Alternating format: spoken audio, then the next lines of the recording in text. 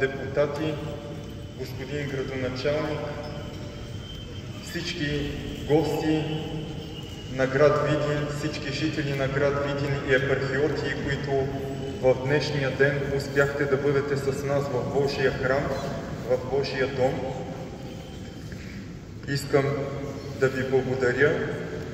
тази неделя, която е посветена на притчата за будния син. Отслужих своята първа литургия в катедралния храм на свети великомъченик Димитър и съм благодарен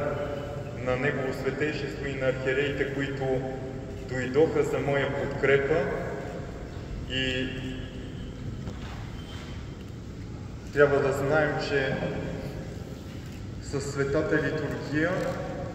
от една страна се сложи край на този акт на въдворяването ми, а от друга страна се започна началото на моето служение в Видинска епархия, защото Евхаристията и приобщаването с тялото и кръвта на нашия Господ Иисус Христос е най-великото чудо и най-смисленото и всичко, заради което ние като православни християни трябва да живеем. Приобщихме се с нашия Господ Иисус Христос, с Неговото тяло и с Неговата кръв, по-отделно, а същевременно и всички ние ставаме членове на едната свята апостолска църква и живеем и дишаме чрез Божията милост и чрез Божията благодат, която се щедро се излива върху нас.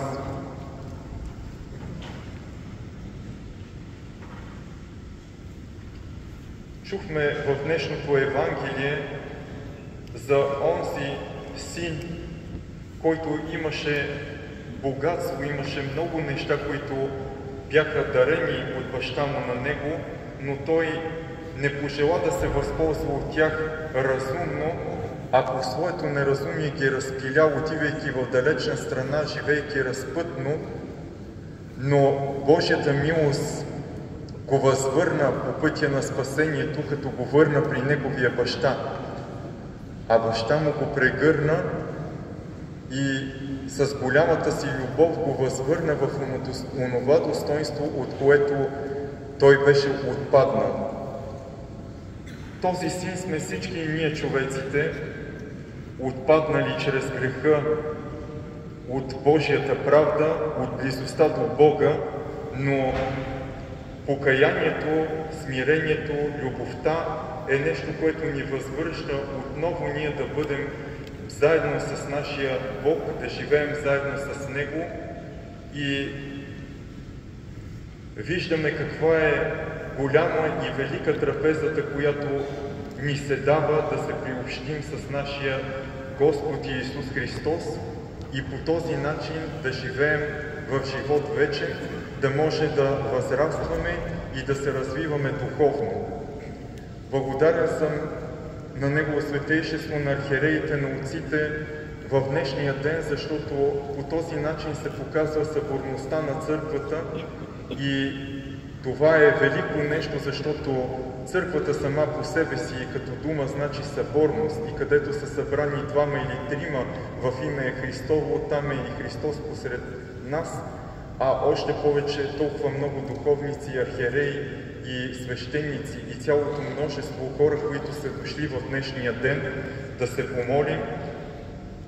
Със сигурност Господ пребивава между нас, защото аз вярвам, мисля си, сигурен съм, че няма корист в някой, освен това да мисли за Бога и да мисли за това, което е полезно за църквата. И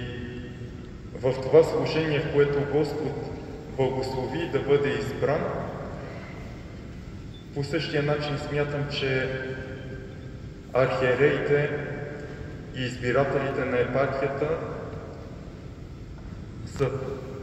помислили и са решили, че това е доброто и полезното на Видинска епархия, за да мога да се потрудя по своите скромни сили с това, което мога да допринеса, и най-вече с духовния живот, разбира се, и за мен е много важно да бъда с всички хора от Видин и от Видинска епархия, това, което имат необходимост, което имат нужда, особено най-вече духовна нужда, да се обръщат към мен и към всички духовници на Видинска епархия, с това, което можем ние да се потрудим и да помогнем, защото времената, в които се живее днес, са много лукави. Те са много тънки. Ние четем житията на светиите, виждаме още от апостолите и особено през първите векове, гонението на християните, то е било открито с меч, с огън, а сега си мислим, че живеем в по-други времена, но дявол е станал още по-изкусен да хваща душите на хората и ние трябва да бъдем внимателни върху себе си. Особено важно е да бъдем внимателни с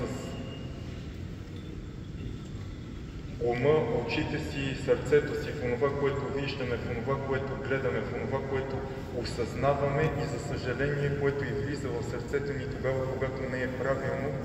то по някакъв начин изменя природата на човека, защото Господ видя творението и видя, че е твърде добро, но греха е нещото, което го измени и го доведе до падналото състояние, до такова състояние, от което Бог изгони нашите прародители от рая, от тази близост и от тази възможност да славословят и да въздават слава на Бога по един благодатен и лесен начин. А в днешно време се изисква много голяма твърдост, много голямо упование, много голяма вяра и любов към Бога, за да може да се съхраним и да се предпазим и да живеем в това единство и в тази любов на Христови последователи. Благословени сме и сме радостни в тази земя, която е толкова красива, обдарена от Бога с толкова дарования, а същевременно и дарена и с големи и велики архиереи, които ние споменахме във вчерашния ден няколко пъти, защото това е изключително важно да проумяваме приемствеността и да се стремим да я продължаваме, да я съхраняваме, а от друга страна и да виждаме онези велики светии, които са излезнали от тези земи, както свети Ромия Оптински, който се е подвизавал и е осветил със своят живот и със своето раждане тази земя и ние не трябва да го забравяме това нещо, а да го осъзнаваме, да го помниме в сърцата си и да се молиме, защото Той е ходател и застъпник за нас пред Бога. Човешките сили са малки и слаби, а Божията благодат е нещото, което дава възможността на човека да израсне и да надрасте всичко това, което е материално и физическо, което ни приближава по-скоро към животинството, отколкото към небесното и божественото. А Божията благодат е тази, която ни изменя и ни дава да възрастваме и да надскочим всичките тези ниски и слаби и ненужни в много аспекти неща.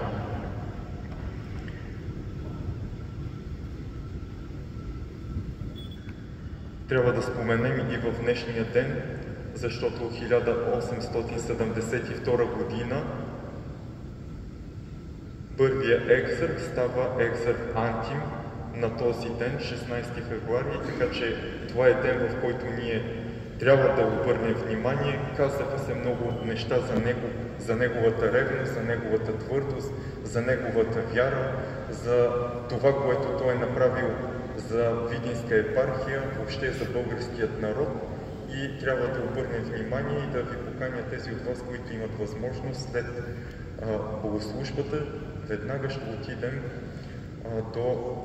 там, където се покоят неговите мощи, за да може да се помолим и да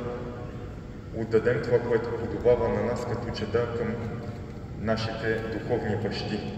За много и благословени години, честит и благословен празник, Божията милост, Божията любов да бъде с вас. Тези седмици са и подготвителни седмици към Великият пост.